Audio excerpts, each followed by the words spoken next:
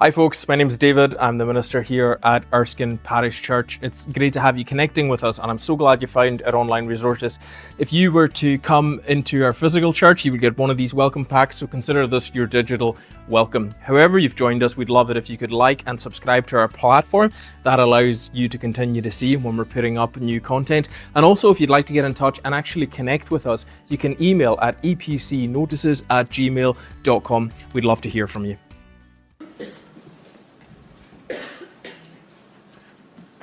I thought this would be an interesting series to do at the start of the year because we all likely have an opinion on what wisdom is, or what is wise and what's the opposite of that.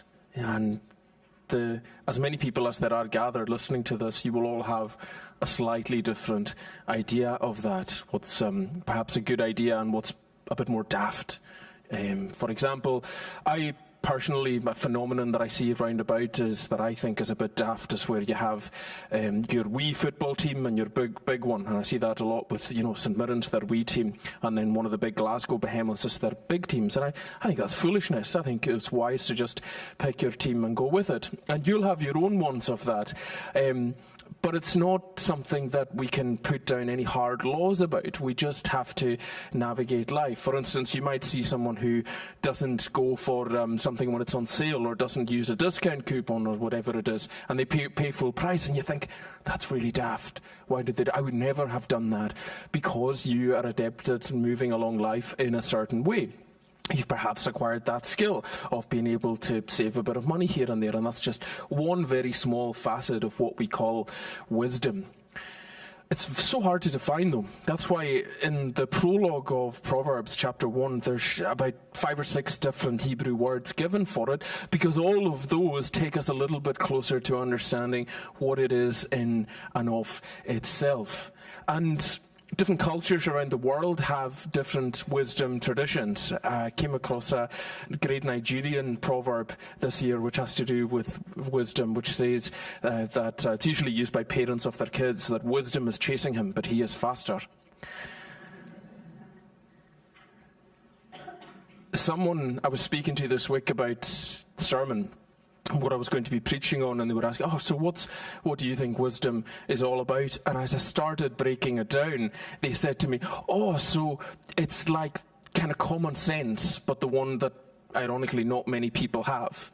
And that's also a pretty good way to put it, because you know it when you see it and when you encounter it, but you also really notice the absence of it. Now, Book of Proverbs is written in a really specific ancient context. As Angus read for us, it's you're meant to imagine Solomon, the greatest and wisest man and king who ever lived, sitting down to give the benefit of his wisdom and years of knowledge and teaching to his son, that they might be able to flourish and make good decisions in life.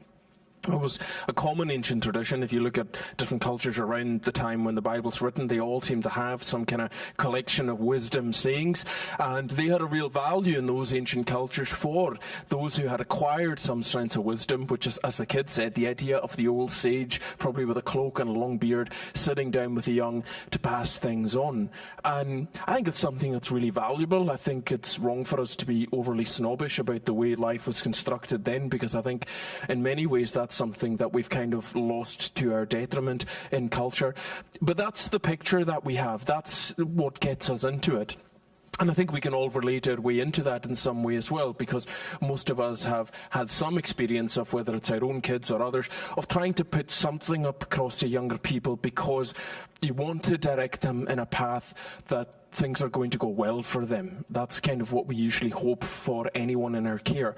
And this is a way to do that. And it's giving them resources to do that when there's not perhaps an obvious or an easy choice. So, in order to kind of introduce the whole idea and theme, I want to look at what is wisdom. We're going to try and break down some of the words in the passage in order to figure that out. We're going to look at who's it for, because there's very specific groups of people that are outlined in this in terms of who wisdom is for. And then we're going to look at how we can get it. What is wisdom?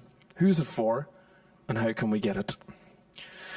What is wisdom? The Proverbs of Solomon, son of David, king of Israel, for gaining wisdom and instruction, understanding words of insight, receiving instruction in prudent behavior, doing what is right and just and fair.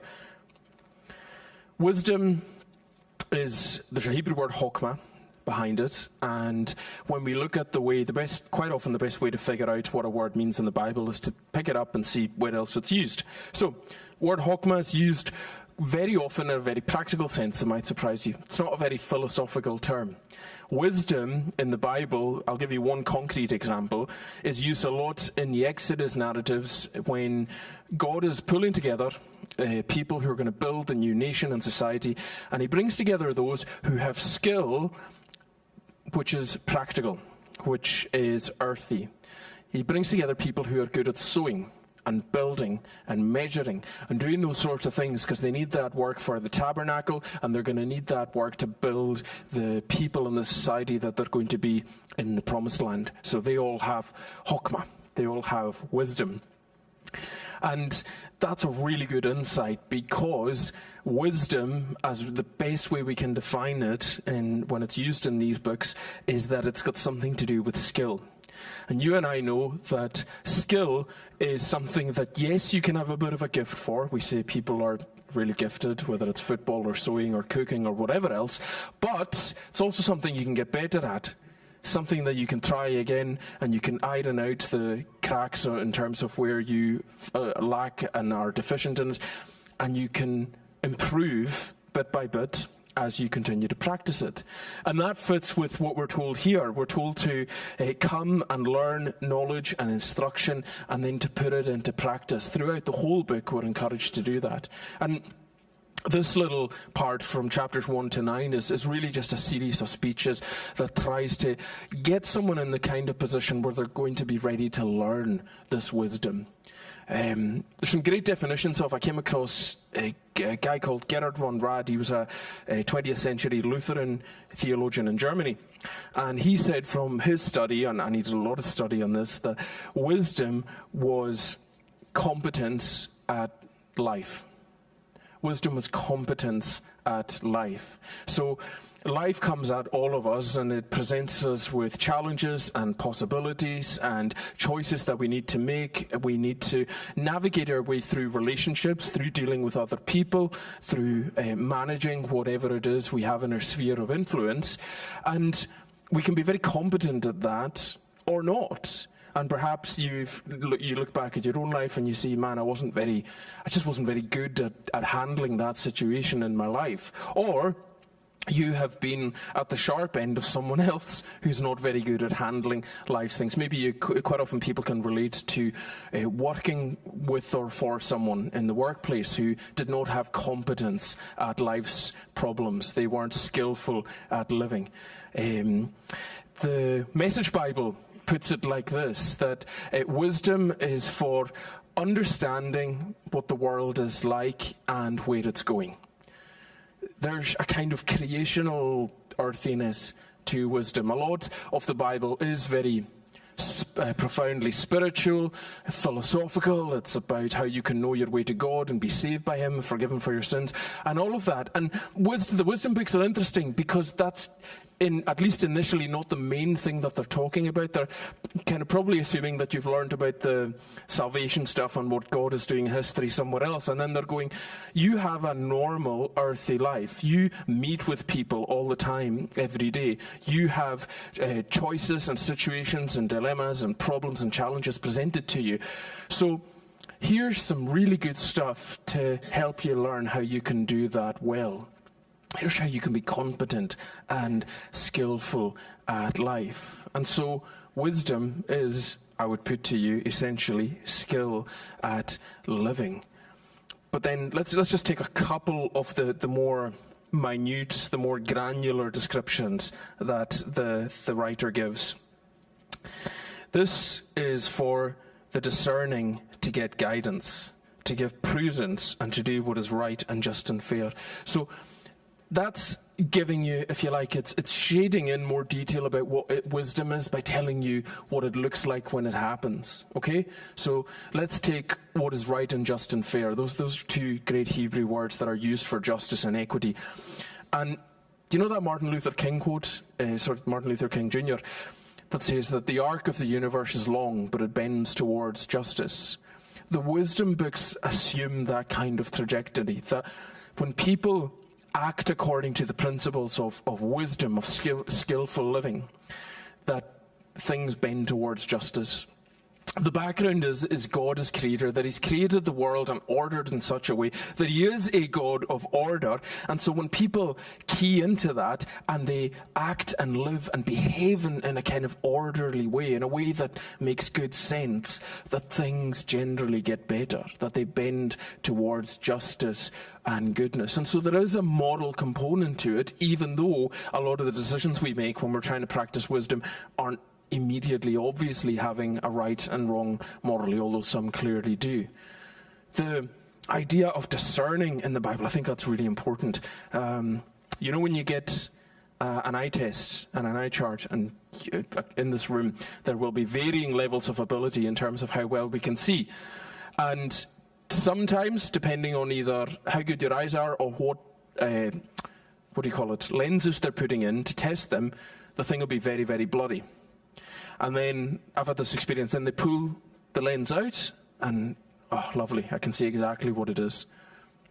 Maybe that's what your glasses do. They make what is very bloody, very clear. Those who have discernment and are discerning in terms of this wisdom tradition, what they're able to do is make a very blurry situation clear. Now, I hope you can see that how much this benefits people's lives and also the world in general. Another good analogy is when, perhaps, see it all the time in detective dramas, that one person will go in and they'll go into a crime scene and they'll see a wee bit of the picture. But then the main character, the very good detective, will go in and they'll see 40 other clues that nobody else did. And they'll go, that's interesting, I'm starting to get a clear picture of what happened here.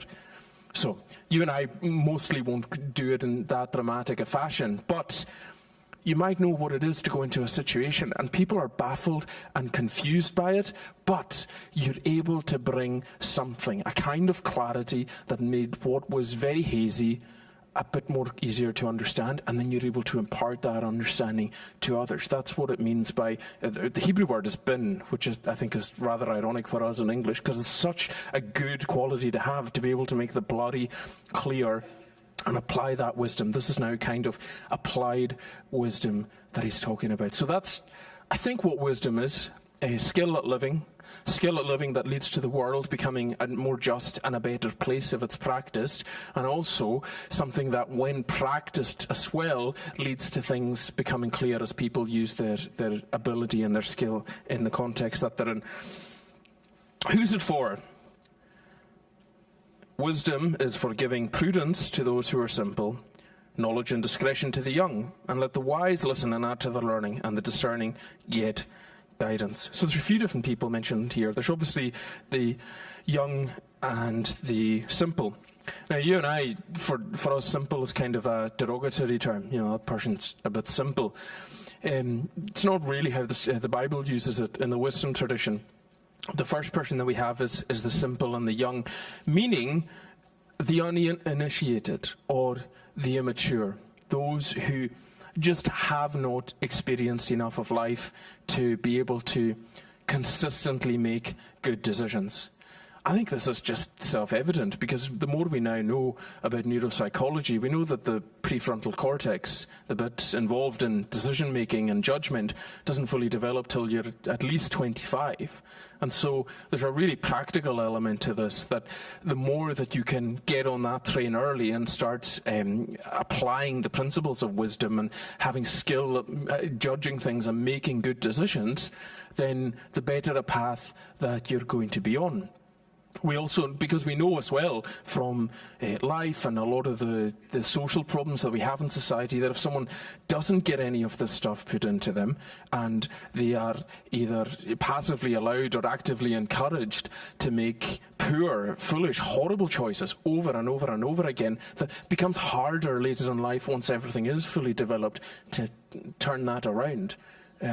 Save for the grace of God or strong intervention by others. And so it's that those who are uninitiated, immature, but it could also be those of us who are new to faith, who haven't spent a lot of time around the scriptures and around God and around, particularly around the wisdom tradition, to actually begin a journey of getting this wisdom, this skill at living, this good decision making.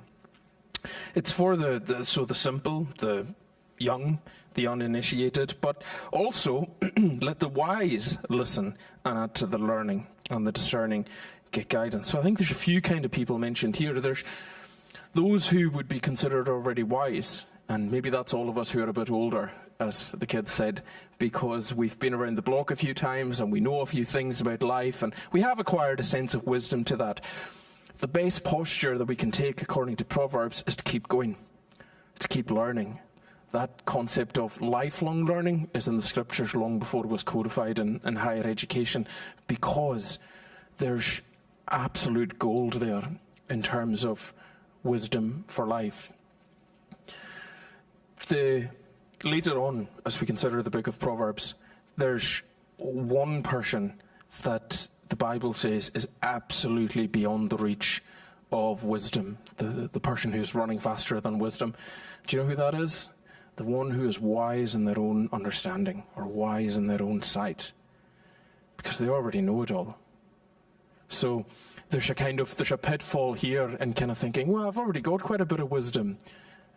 If you have any wisdom, you you get that proverb of the more you know, the less you know. You're seeing more and more of the expanse of what you don't know with every little bit that you add to your knowledge and your understanding of life. And so there's a great kind of guardrail there at keeping us from hubris, or thinking we already know too much, or thinking that we couldn't possibly learn from certain people or certain new experiences. There's always more to learn, and that's the position that the biblical book of Proverbs takes. But also, let even those who have some knowledge and understanding add to that. I think there's a nod here to perhaps intellectual knowledge, because they're very different kinds of things.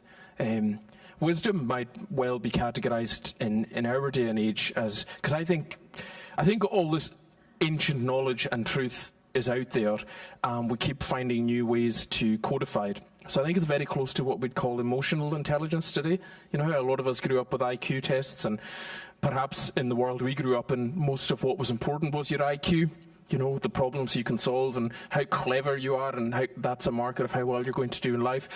How clever you are isn't actually the most important marker of how well you're going to do in life. It's research now that emotional intelligence, sometimes called EQ, is much more important. That's your social understanding and awareness, your ability to work with other people, to interpret circumstances around you, to make good decisions based on that, to do things like delay gratification, to have long-term goals and work towards them, to be able to empathize with other people, all of those things which make up you being a well-rounded emotional character.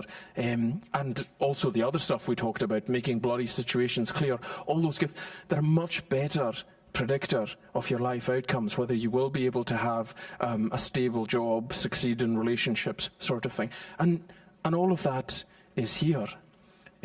Because there's warnings against being, too wise or too clever. And so intelligence is not a bare bones marker of someone who's going to succeed in life, but also according to the Proverbs, because there's always more guidance to be had.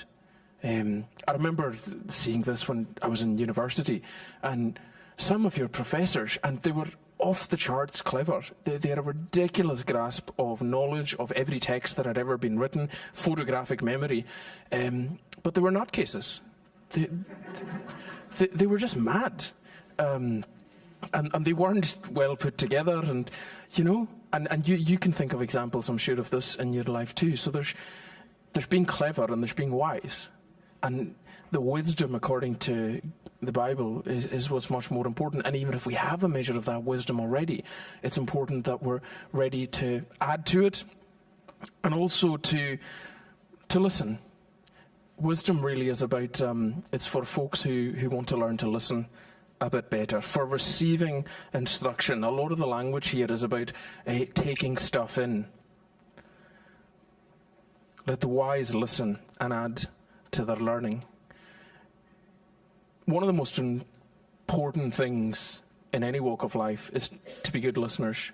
We've got a listening service here where folks are professionally trained in it, and I did a little bit of the initial training as well. And it's amazing how many of us think we can and we're good at listening, and we're not. We're waiting for our chance to speak. We're already interpreting what we're going to say next. It's very, very difficult to listen, but when you really listen, you see and you hear a lot more of the world, and it makes you a better decision maker, and it makes the person next to you feel heard, and it's actually a really wise practice. And the book of Proverbs kind of orients us towards this by saying, sit at the feet of God and listen to this first, because this is what's going to make your life go well. When you listen, you're paying attention and you're noticing things that you otherwise wouldn't. That'll help you make an informed decision. And so people who are really skilled, who are high on the emotional intelligence, and we would probably consider wise, they're probably really, really good at listening and letting all the stuff go in and forming a picture based on that. And you know the difference, because if you're speaking to someone who can't do this, what they'll do is they'll hear the first 2 or 3 words that you say, they'll form everything that they think based on that, and they'll launch back into you with that, what they formed, and you're thinking, I only gave you half a thought. I have about 5 thoughts that I need to outline this picture for you. It's let the wise listen and add to their understanding. And so the encouragement is even if we are able to listen and we have a modicum of wisdom, that we're able to add to it and grow in this and make even better decisions. So, wisdom, a skill at living, working according to the grain of the good universe and the just pattern that God has embedded into it. It is being able to make bloody things clear and make the world a better place. It is for those who haven't got very much because they're young or because they've run away from it. It's for those who are already got some wisdom and been around this stuff before and seen a few things in life, because they're able to add more to their understanding. They're able to become better listeners and act more prudently in various situations. But then how do we get all of that according to the Bible? Verse 7, and this kind of is the prologue. It sets up the whole book. The fear of the Lord is the beginning of knowledge, but fools despise wisdom and instruction. So that's something we're going to see a lot in the book, is a parallelism where 2 kind of contrasting ideas are knocked together, and it's a feature of poetry in verse 7. But the fear of the Lord is the beginning of wisdom. Fear is a scary word, and we normally encounter it now in our context as, I don't know why I would want to fear the Lord. Surely God is a God of love and I should love God. So it's more like being in the presence of greatness. You or I would probably have some level of trepidation going into the presence of royalty, and it's that kind of thing. It's not that I'm scared of what they're going to do to me, it's that I'm scared of how I'm going to maybe act a bit foolish in their presence.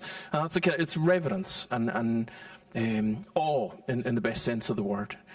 And according to Proverbs, that's where everything starts, for a couple of reasons. One, God is the maker of heaven and earth and all that we see. So if he's made it all and he's the designer and the architect of it, it makes sense that if we sit at his feet and look to learn from him and take that posture of humility and wanting to learn, then we're probably going to learn a few things about the creation and the world that he's made and how it works, and how it works better when we go according to the grain with which he has made it. Do you see?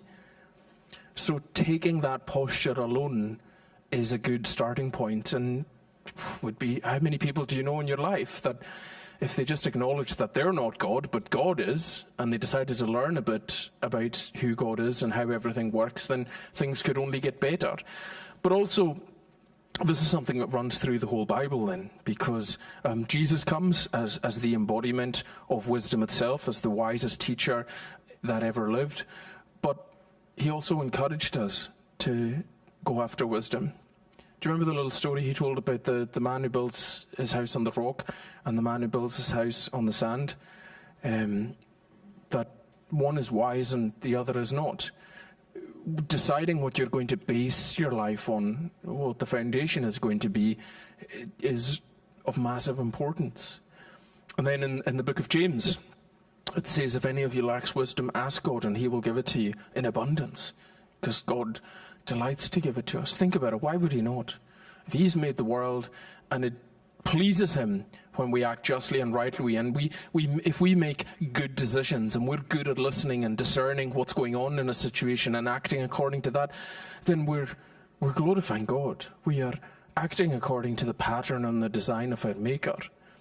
So we're not only bringing glory to him, but we're probably making the world, whatever sphere of it we're in, a better place in that moment and in that time. And that's, I think, what excites me about learning more about wisdom, is that I get the opportunity to continue to act more in accordance with the design that my Makers made me for. And we all get to do that because God desires to give us good things, good gifts, chiefly among them wisdom. And it is a really good gift.